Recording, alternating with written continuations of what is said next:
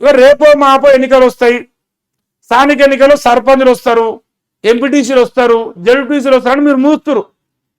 మీ మురిపం 21 నెలలు అవుతుంది. కానీ కొత్త సర్పంచులు వస్తలేరు, కొత్త ఎంపీటీసీలు వస్తలేరు, కొత్త జడ్పీటీసీలు వస్తలేరు. రేపు సెప్టెంబర్ 30 వరకు ఎన్నికలు పెట్టాలని చెప్పేసి హైకోర్టు తీర్పునిచ్చింది మొన్న. కానీ హైకోర్టు కూడా పక్కన పడేసింది. సింగిల్ బెంచ్, డబుల్ బెంచ్ అవసరమైతే ఇంకే బెంచ్ అయినా.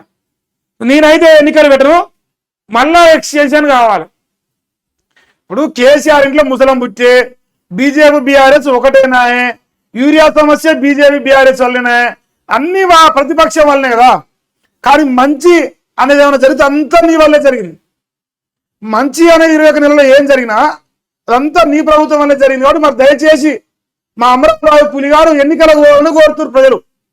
ఎన్నికలకు పోయి అమరావతి పులి స్థానిక ఎన్నికల్లో గెలవాలని కోరుతున్నారు.